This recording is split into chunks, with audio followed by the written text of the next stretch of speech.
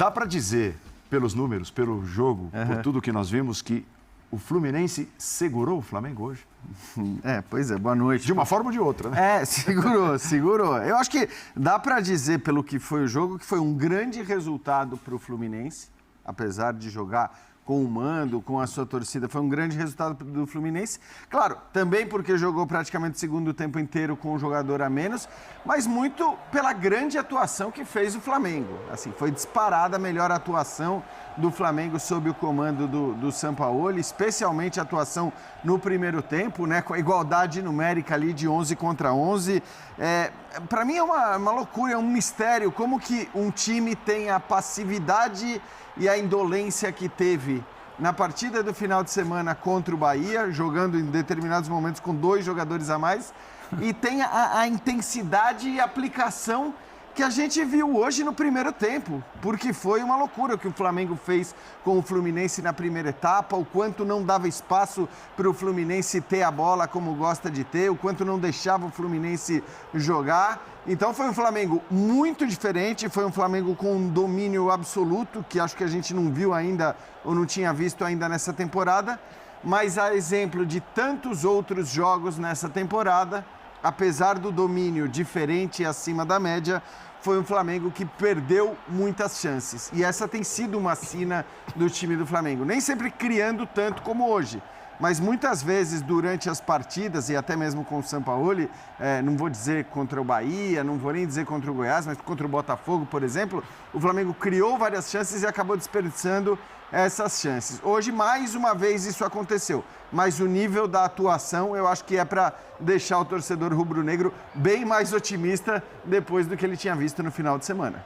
Rodrigo, foram 18 finalizações do Flamengo, sendo 5 apenas no alvo, né? Um aproveitamento de finalizações no rumo, no caminho do gol baixo.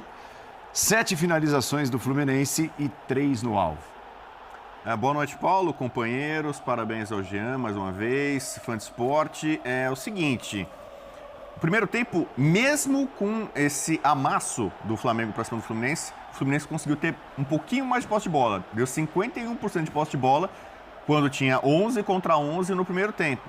Mas era uma posse de bola defensiva, né? O Fluminense mal conseguia passar do meio campo, tamanho era o sufoco, a pressão que o Flamengo fazia. O Fluminense no primeiro tempo ruim conseguiu dar 3 finalizações. Uma, talvez a mais perigosa, do Marcelo, que acabou saindo. Foram vários os problemas e as dificuldades do Fluminense na partida. Primeiro, ser encurralado pelo seu rival, né, atrapalhando completamente o tipo de jogo, quebrando, né, quase sempre os passes que o Diniz tanto gosta. Depois, a lesão do Marcelo, uma baixa significativa. Você já não tinha o Alexander, no caso do Fluminense. Então você tem que colocar já o Guga ali na lateral esquerda, é um problema. E curiosamente, né, a gente falou aqui do Sampaoli na partida anterior contra o Bahia, ter trocado 5 jogadores. Eles empataram em trocas. O Diniz, com toda a pressão que sofreu, né, depois teve a expulsão do Felipe Melo, ele faz uma troca forçada para reconstituir a defesa com a entrada do Manuel, e só no finalzinho, nos acréscimos, que ele vai colocar o David Braz. O Diniz repete muito o time, né? Ele tinha baixas como o Keno, por exemplo, e o Sampaoli é muito mais ativo na hora de fazer substituições. Foi para cima, tentou tirar jogador de características defensivas como o Thiago Maia para botar o Cebolinha. No final, eu acho que pesou a parte física, e a gente já falou muito disso no Flamengo nesse ano. O Flamengo tem tomado gols, ou tem perdido jogos no segundo tempo. Um time meio que morre, talvez pelo planejamento equivocado que fez, férias em excessos para os jogadores, acúmulo de competições no começo do ano.